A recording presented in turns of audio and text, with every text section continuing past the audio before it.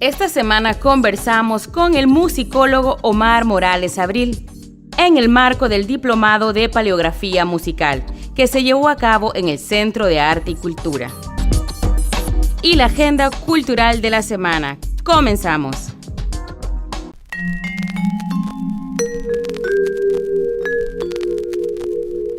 Omar Morales Abril es un musicólogo guatemalteco que vino a Comayagüela para desarrollar el Diplomado de Paleografía Musical. Él nos ampliará de un tema poco conocido en Centroamérica.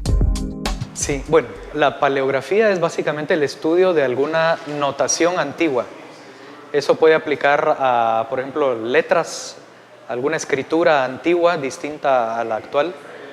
Y entonces por eso ponemos el adjetivo musical. Entonces básicamente es el estudio de notaciones de música que ya han caído en desuso, que son antiguas.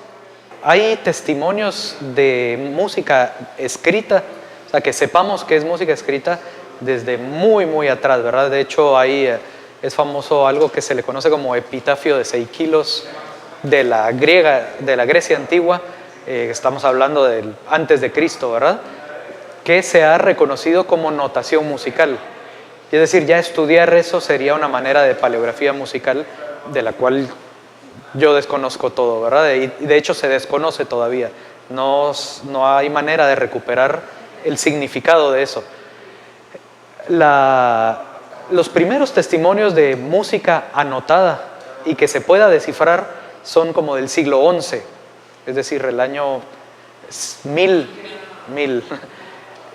Sin embargo, claro, lo que yo he estudiado y lo que estamos trabajando aquí, que es de nuestro interés, es los sistemas de notación utilizados en nuestra región, y eso ya implica la llegada de la cultura occidental con los españoles, ¿verdad? Básicamente en el periodo de la colonia, y eso es siglos XVI a XVIII, básicamente, ¿verdad? En esos siglos la cosa no ha cambiado tanto como ahora en cuanto a la música. Me refiero a que la música la tenemos en cualquier momento de la vida, ¿verdad? No es que solo haya existido música religiosa o ese tipo de cosas, ¿verdad? En todo momento hubo música para todo, para enamorar, para llorar, para declarar la guerra, para alivianarse del trabajo. Sin embargo, lo que nos ha llegado por escrito, que es lo único que podemos recuperar dado la naturaleza como intangible de la música, ¿verdad? Es lo que producían ciertas instituciones oficiales y lo escribían. Y en ese sentido, la mayor parte de lo que se conserva es lo que protegió la Iglesia Católica. Entonces, mucho de lo que conocemos es lo que protegió la Iglesia, ¿verdad? Sí, bueno, en realidad está prácticamente todo por hacerse en nuestra región. La paleografía musical sería específicamente leer y entender los signos, y en su caso quizás pasarlos a notación moderna, ¿verdad? Pero previo a eso, primero hay que localizar fuentes, entender el contexto, dónde funcionaron, etc. Y eso básicamente no se ha hecho. Lo que sucede es que en Guatemala se conserva una cantidad significativa de documentos con notación musical en la Catedral de Guatemala. Hay algunas otras cosas que en su momento pertenecieron a varios pueblos bastante lejanos de la capital que llegaron a manos de coleccionistas privados, casi todos norteamericanos, y de eso unas pocas cosas han sido donadas a bibliotecas públicas en Estados Unidos. Y es decir, es probable que mucho de lo de nuestra región ya se haya dispersado precisamente dado el abandono en el que lo tenemos, ¿verdad? La gente no reconoce la importancia y se dispersa o se desecha. Que conozcamos, hay fuentes musicales, en Guatemala es donde más conozco yo. A mí no me extrañará que hayan cosas en otras partes de la región.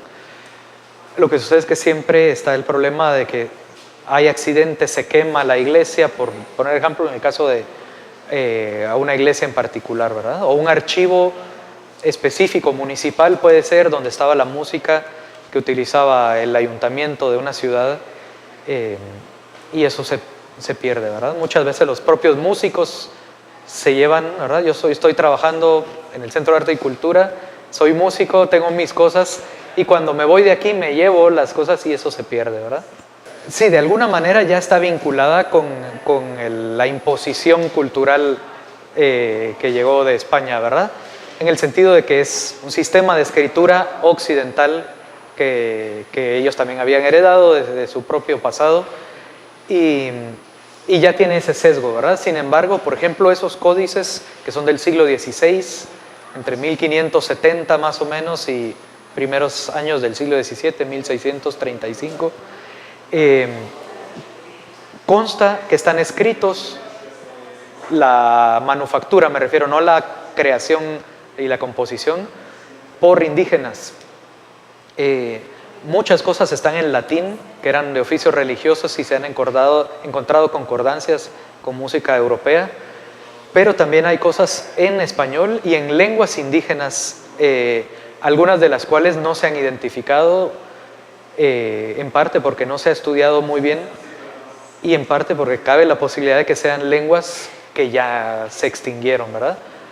Lenguas muertas. Hay alguna obra específica que tiene algunas palabras en chuj y otras en canjobal, que son lenguas de ascendencia maya, pero en conjunto no es ni chuj ni canjobal, no sabemos exactamente qué sea. Podría ser la mezcla también, ¿verdad? Sí, puede ser una mezcla, no sabemos. Está todo por estudiarse en serio, muchísimo. Solo por poner un ejemplo, en la Catedral de Guatemala se conservan más de 2.600 obras entre los siglos XVI y XVIII, de las cuales se conocen, quiero decir, muy poquitas, unas cuantas decenas. Y también valga la pena aclarar que a pesar de que las conserva la Iglesia y eran para uso de la Iglesia, la inmensa mayoría están en español y son de carácter popularizante. No es música popular, ya está escrita por compositores bien formados, pero que lo que hacen es recoger como las expresiones culturales e integrarlas a un discurso más refinado, académico o erudito. Básicamente sí, es decir, lo que se conserva en tanto El Salvador como Honduras, Nicaragua y Costa Rica, los vestigios de connotación musical más tardíos, más tempranos, quiero decir, ya son del siglo XIX, de la época independiente, ¿verdad? No es muy diferente, pero justo ahí radica parte de su complejidad, porque la mayoría de signos siguen utilizándose en la notación musical actual, pero no significan lo mismo. Y ahí es donde se pueden cometer muchísimos errores, porque ven una figura que entienden según los criterios actuales, esto es una negra o una redonda, este es un sol o este es un fa, esta es una clave de sol. Y resulta que en la época no tienen las mismas implicaciones, el mismo significado. Entonces, básicamente eso es lo que estamos haciendo. Hemos estudiado eso y estamos capacitando a un grupo de gente de la región con miras a recuperar ese repertorio, ¿verdad?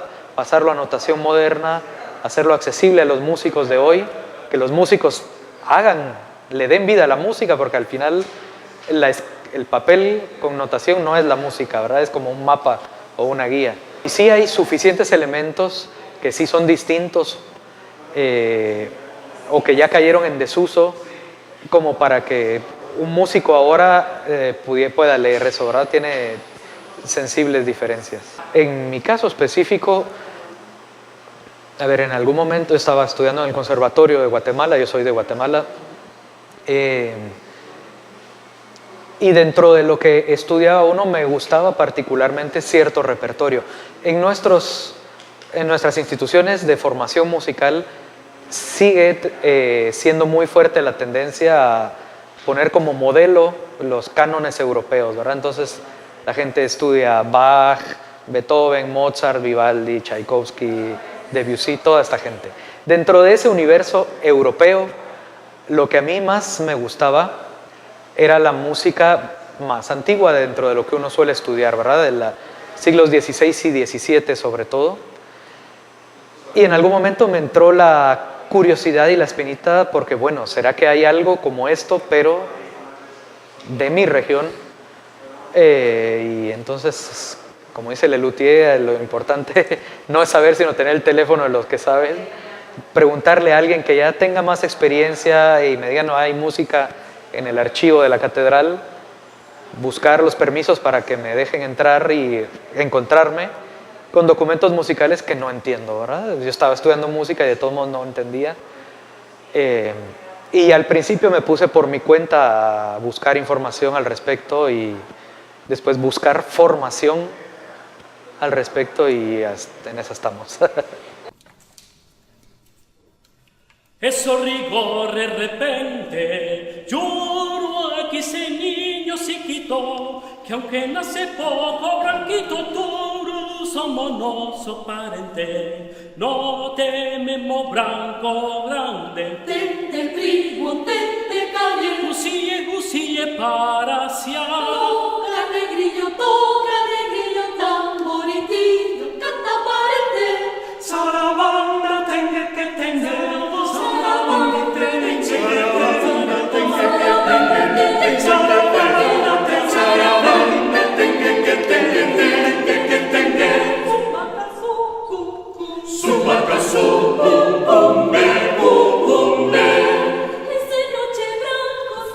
Ese noche blanco seremos. Oye, su qué risa tenemos. Oye, su qué risa tenemos.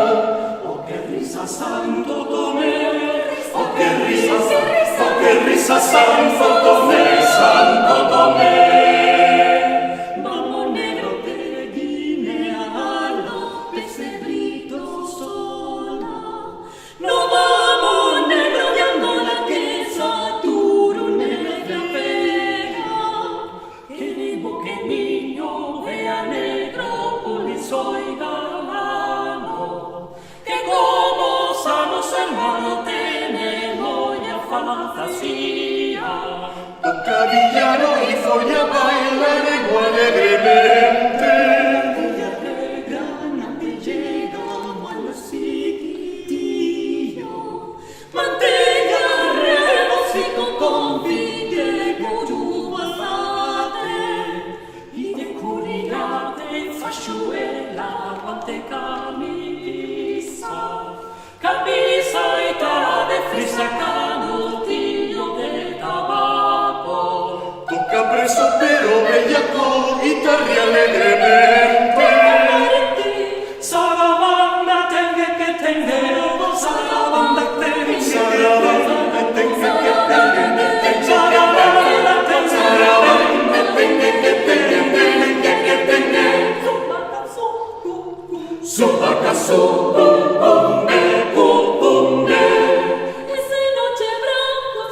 Ese noche blanco seremos. oye, su qué risa tenemos. Oye, su qué risa tenemos. Oh, qué risa Santo Tomé. Oh, qué risa Santo Tomé, Santo Tomé.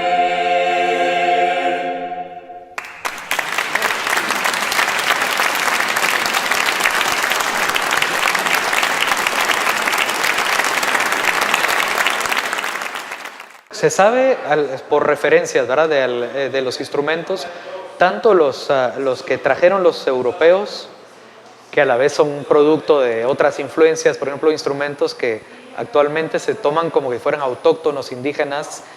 Estoy pensando, por ejemplo, en la chirimía, que al menos en Guatemala y también en parte de México, muchos grupos indígenas utilizan chirimías en sus rituales. En realidad es un instrumento árabe de los 7 siglos que fueron los árabes, tuvieron conquistada España. Por ahí nos llegó ese instrumento, ¿verdad? Entonces la chirimía es uno de ellos. Hay otro que en español se le llama corneta, aunque ahora suele ser corneto en italiano. No es la corneta como trompeta, sino es otro instrumento.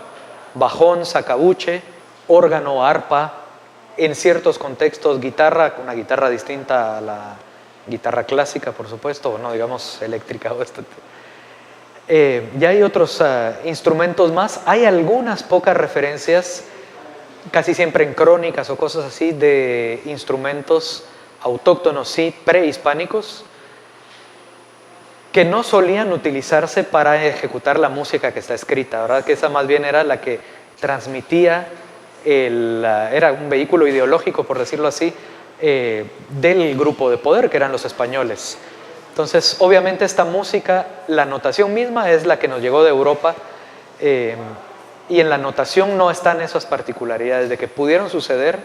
Creo que sí. Tenemos algunos testimonios de uso de instrumentos autóctonos como el tum o teponachtli se le llama en náhuatl, en ciertas obras que están escritas y que eran para uso de la catedral. Lo que sucede es que eso no se solía escribir, ¿verdad? Entonces, ya dice un director orquestal que en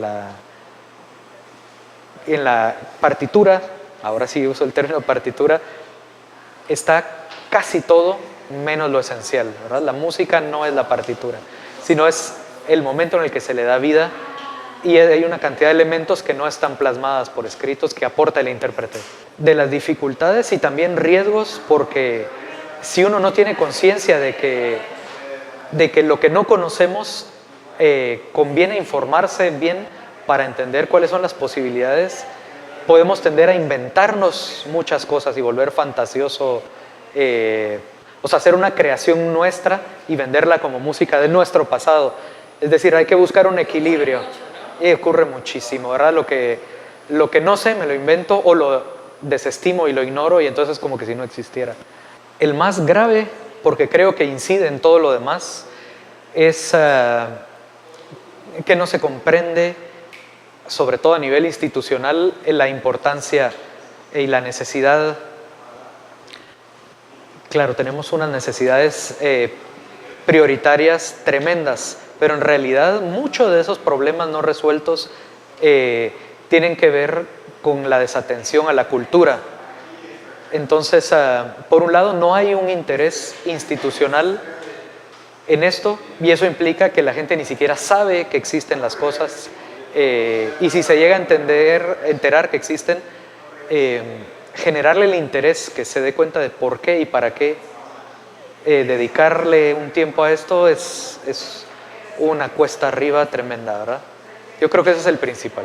Quizás va justamente por ese lado, y es cómo nuestros problemas como grupo social, como grupos sociales, porque no es solo uno, en buena medida tienen que ver con la desatención a la cultura, y a la cultura entendida no como cosas formales, así que las bellas artes y esto, sino a todo lo que pensamos y la manera en la que nos relacionamos con los demás y con nuestro entorno. Si no atendemos eso, nos lleva a los problemas que tenemos ahora, ¿verdad? Y esto es parte de esa atención, ¿verdad? No tensión, sino de esa atención.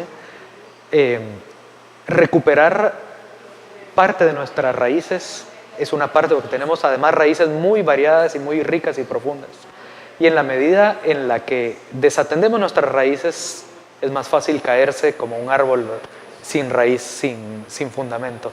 Entonces, creo que por ahí va la importancia de recuperar y conocer nuestro pasado, que nos define de alguna manera quiénes somos ahora.